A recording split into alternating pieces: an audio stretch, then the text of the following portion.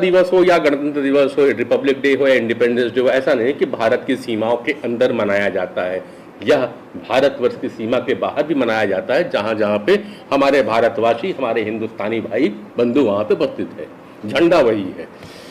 तो सबसे पहले ये भी देखा जाए कि झंडे का जो रंग है, मैं उसकी तरफ चलता हूं। ये झंडे का जो रंग है तिरंगा है। तिरंगे में ऊपर केसरिया, बीच में सफेद, नीचे हरा रंग है। और सफेद रंग में उन दोनों रंगों को छूता हुआ एक नीला रंग है। जो अशोक चक्र का जो बिन है वह नीले करे है। 4 रंगों का समागम है, केसरिया, सफेद, हरा और नीला। हमारे 7 चक्रों में से एक इन चक्रों का, 4 चक्रों का समावेश इसके अंदर में किया गया है बॉडी के। किसने बनाया था झंडा, किसी को पता है?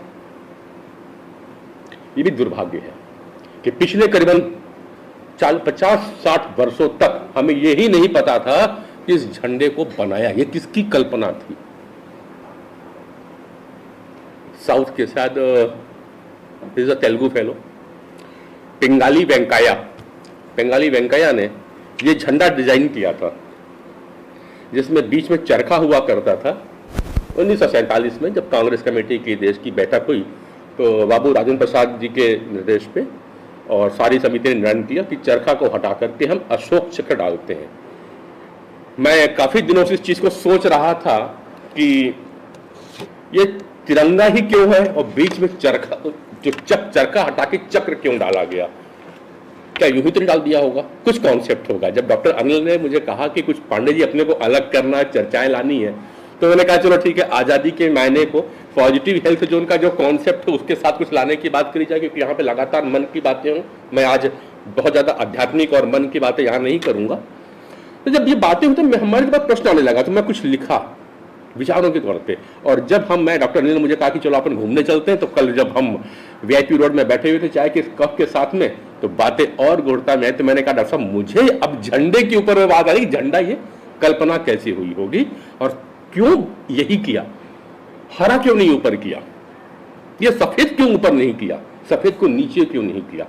यह अपने आप में सोचनी पहलू था। बीच में ही नीला कलर क्यों लाया, काला भी तो ला सकते थे, चक्र दिखाना था। तो इस 4 रंगों का समावेश क्यों हुआ, 24 लकीरें अशोक चक्र की क्यों है, उसमें बहुत सारी बातें हैं, उस पर नहीं जाऊंगा। केसरिया रंग डॉक्टर अनिल का सिद्धांत है, यहां बहुत अच्छा बात कर रहे हैं एनर्जी के ऊपर में। आप सब जानते हैं जब आहुति जीत जाती है, जब हम आहुति देते हैं, कुछ अर्पण करते हैं परम ईश्वर को, वो अग्नि में करते हैं और वो अग्नि की ज्वाला लाल नहीं होती, केसरिया होती है, नारंगी रंग की होती है। गौर कर लीजिएगा 1947 के पूर्व जब पहली बार श्री वेंकैया ने झंडे को बनाया था तिरंगा, तो लाल कलर था, उस लाल रंग को हटाकर केसरिया किया गया है। आप गूगल पे जाकर के इसे देखेंगे, मिल जाएगा। क्योंकि अभी रिसेंटली 4 साल पहले डाक टिकट जारी हुआ तो बहुत सारे मैटर्स के मिलने चालू हुए, तो केसरिया लाया। केसरिया रंग जो है वह त्याग का प्रतीक है, कुछ छोड़ने का प्रतीक है। तो ये पहली बार हमारा देश की, भारतवर्ष की सनातन संस्कृति का ये धारणा है, ये कहा जाता है कि आपको हमेशा कुछ छोड़ते चले जाना है, कुछ देते चले जाना है। इसलिए बाल्यावस्था, किशोरावस्था, गृहस्थ आश्रम, फिर वानप्रस्थ आश्रम, लास्ट में आप संन्यास आश्रम में चले जाते हैं। यह हमारी सिद्धांत रहे हैं, ये हमारे नियम रहे निकलने के। तो पहला रंग था वह केसरिया रंग हुआ झंडे का। यह एक बेसिक थीम था, एक संदेश था हमारे सेफ्रॉन कलर देने के पीछे। अब दूसरा कलर पे आइए। यह कलर है सफेद कलर का। साहब जब आप कुछ छोड़ने लगते हो, छोड़ना क्या है आपको छोड़ना है अपना अहंकार, आपको छोड़ना था अपना काम, आपको छोड़ना है अपना लोभ। जब आप ये छोड़ने लगते हो ना, तब आपको ज्ञान की प्राप्ति होती है। और सफेद रंग द्योतक है ज्ञान का। हंस सफेद होता है, पक्षियों में सबसे ज्ञानवान कहा गया है उसको, क्योंकि वो कहा जाता है मोती चुन लेता है। वह ज्ञान था सर।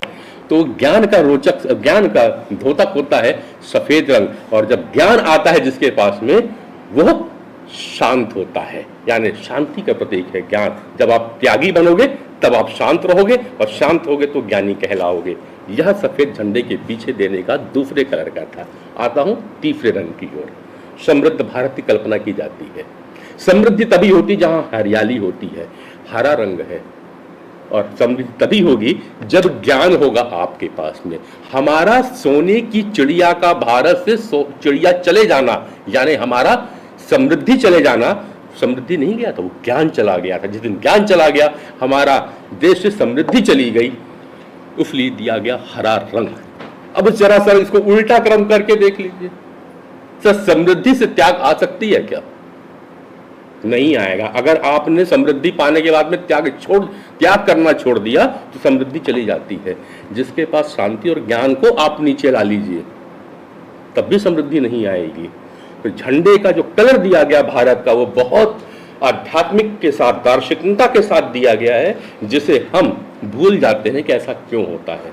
केसरिया त्याग, ज्ञान, और उसके बाद समृद्धि है जिसकी कल्पना की जा रही है। और इस सिद्धांत को अगर आप मानेंगे, लोगों को समझाएंगे और अपने में अमल करेंगे, उसी दिन भारत विश्वगुरु बन सकता है। केवल बोलने से और चिल्लाने से विश्वगुरु नहीं बनेगा। अब आते हैं बीज का कलर, जो चक्र है अशोक चक्र, जिसमें 24 रेखाएं हैं।